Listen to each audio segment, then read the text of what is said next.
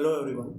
In this video I am going to cover session 3 Computer Care and Maintenance of Unit 3 Information and Communication Technology Skills, and this unit is of Employability Skills part, and this part is common for all vocational education subjects. This video I am going to cover in Hindi language. So here in this session first topic is Importance of Care and Maintenance of Computer. तो यहाँ पर हम देखेंगे कि computer की care और maintenance क्यों जरूरी होती है। तो सबसे पहले यहाँ पर दिया गया फर्स्ट पैराग्राफ में इंट्रोडक्शन में कि हमारे जो भी चीजें जो हम यूज करते हैं हमें हर एक चीज का मेंटेनेंस करना होता है, हर एक चीज को हमें प्रॉपरली यूज करना होता है, उसका केयर करनी होती है। जैसे कि बुक्स की अगर हम बात करें तो बुक्स हम प्रॉपरली कवर करके रखते हैं, और जब भी बुक्स हम लॉन्ग टाइम के लिए अगर रीड नहीं करते तो उस पर डस्ट आ जाती है, उस डस्ट को हम रिमूव करते हैं, बुक्स को हम डस्ट फ्री रखते हैं। ऐसे सेकंड यहाँ पे क्लोथ्स है तो क्लोथ्स में हम जनरली क्लोथ्स को हम प्रॉपरली वॉश करते हैं और उसको प्रॉपरली आयरन करते हैं। तो इस तरीके से हम क्लोथ्स का भी प्रॉपर मेंटेनेंस करते हैं। थर्ड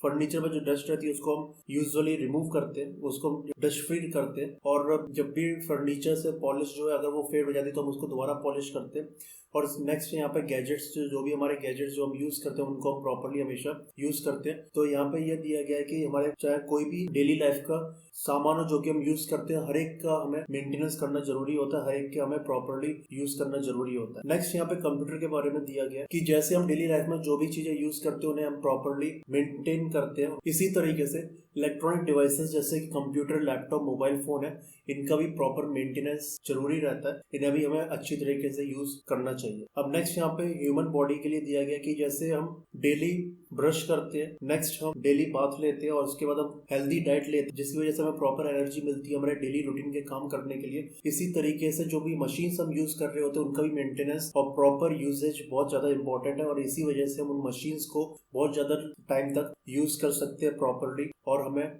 इस वजह से उस डिवाइस को दोबारा परचेस करने की जरूरत जल्दी नहीं पड़ेगी। नेक्स्ट यहाँ पे कंप्यूटर के बारे में दिया कि कंप्यूटर एक डेलिकेट मशीन है। डेलिकेट का मतलब कंप्यूटर एक नाजुक मशीन हम कह सकते हैं वो है, और इस मशीन को हमें बहुत ज्यादा प्रॉपरली यूज करना चाहिए क्योंकि इसमें बहुत सारे मूविंग पार्ट्स होते हैं और ये जो पार्ट्स रहते हैं बहुत ही ज्यादा डेलिकेट होते हैं, और अगर हम इनको प्रॉपरली यूज नहीं करेंगे तो ये डेलिकेट पार्ट्स कंप्यूटर के इजीली डैमेज हो सकते हैं, और उसकी वजह से हम कंप्यूटर को ज्यादा समय तक यूज नहीं कर सकते और फिर हमें उसके मेंटेनेंस में अच्छा अमाउंट स्पेंड करना होता है। तो इसलिए जो भी कंप्यूटर्स हम यूज कर रहे होते हैं, चाहे वो डेस्कटॉप है या फिर लैपटॉप है या फिर मोबाइल फोन या फिर टैबलेट, हमें कंप्यूटर्स को प्रॉपरली यूज करना चाहिए और उनको हमें जनरली डस्ट फ्री रखना चाहिए क्योंकि डस्ट कैपेबल रहती है कंप्यूटर के मूविंग पार्ट्स को ब्लॉक करने के लिए, और उसकी वजह से मूविंग पार्ट्स डैमेज हो सकते हैं। इसलिए कंप्यूटर्स को हमें हमेशा डस्ट फ्री रखना चाहिए और कंप्यूटर को हमें प्रॉपरली यूज करना चाहिए, उसका हमें टाइम टू टाइम मेंटेनेंस भी करना चाहिए।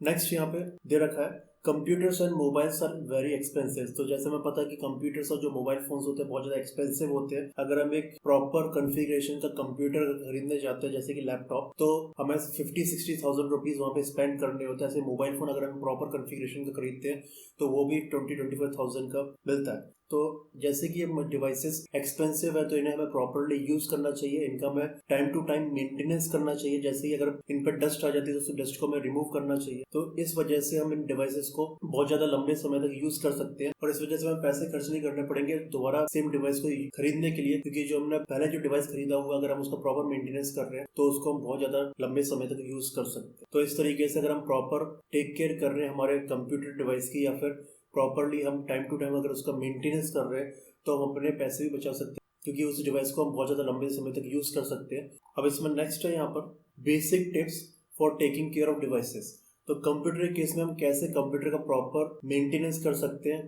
कैसे कंप्यूटर को हम अच्छी तरह यूज कर सकते हैं जिससे कि हम उसको बहुत लंबे समय तक यूज कर सकें। तो यहाँ पे कंप्यूटर के बहुत सारे डिवाइसेस का एक्सप्लेन कर रखा है कैसे हम हर एक डिवाइस का मेंटेनेंस कर सकते हैं, टेक केयर कर सकते हैं जिससे कि हम उस डिवाइस को बहुत ज्यादा समय तक यूज कर सकें। तो फर्स्ट यहाँ पे दे रखा है कीपिंग अ डिवाइस क्लीन। तो हमें हमारे कंप्यूटर की जो बहुत सारी डिवाइसेस जो हम यूज करते हैं उन्हें हमेशा हमें क्लीन रखना चाहिए, उन्हें हमेशा हमें डस्ट फ्री रखना चाहिए, जैसे कीबोर्ड, मॉनिटर,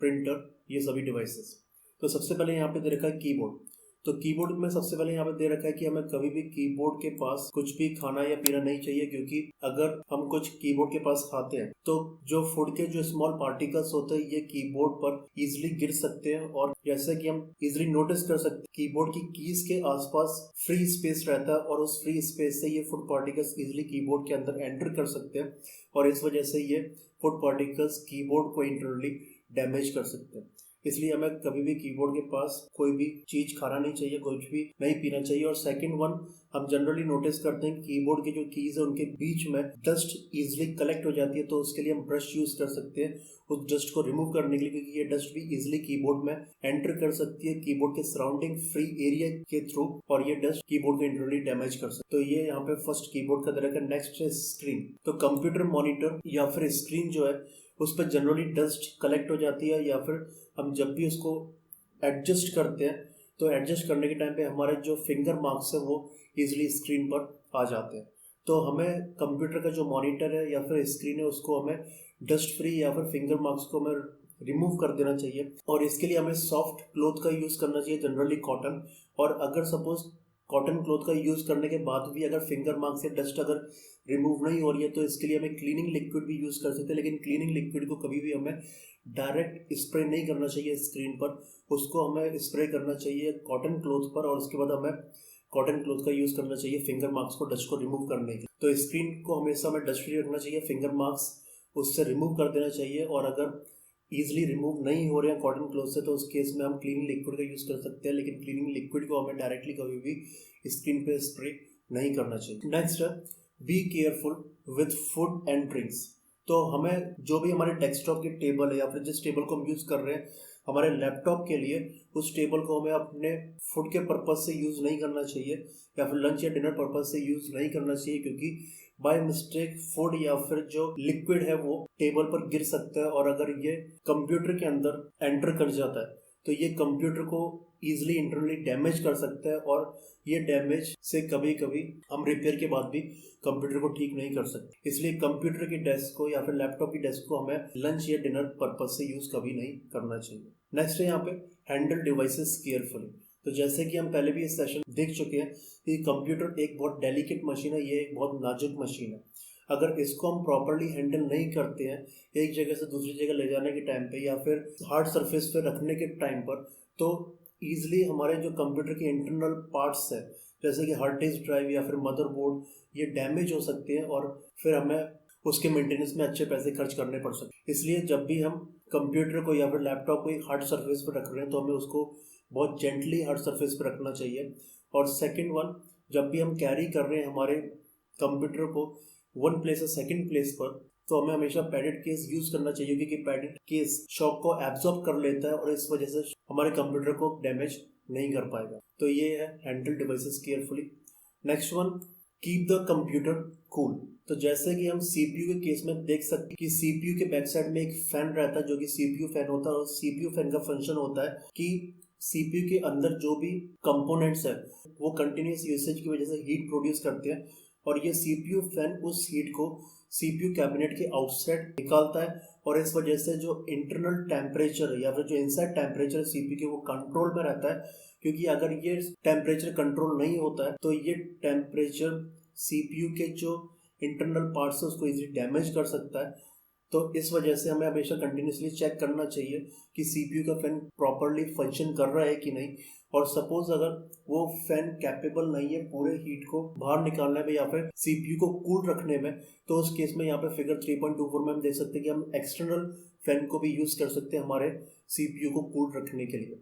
और उसके बाद नेक्स्ट, जब भी हम लैपटॉप को यूज कर रहे होते तो लैपटॉप को हमेशा हमें हार्ड सरफेस पर रख के यूज करना चाहिए, क्योंकि लैपटॉप के बॉटम साइड में वेंट्स होते हैं और ये वेंट्स हीट को आउटसाइड निकालते हैं लैपटॉप से। लेकिन अगर हम लैपटॉप को सॉफ्ट सरफेस पर रख रहे हैं तो ये वेंट्स ब्लॉक हो जाते हैं, और इस वजह से हीट को प्रॉपर स्पेस नहीं मिलता है सीपीयू या लैपटॉप से बाहर निकलने के लिए, और ओवर हीटिंग की वजह से हमारा लैपटॉप डैमेज हो सकता है। इसलिए लैपटॉप को हमेशा हमें हार्ड सरफेस पर रखना चाहिए, जिससे कि इसके जो वेंट्स हैं हीट के एस्केप होने के लिए ये ओपन रहेंगे और हीट इजिली पास हो जाएगी सीपीयू से या फिर लैपटॉप से आउटसाइड। नेक्स्ट यहाँ पर है do not overcharge your battery. Generally हम क्या करते हैं कि हमारे जो भी मोबाइल डिवाइसेस है या फिर जो भी कंप्यूटर डिवाइसेस है हम उसको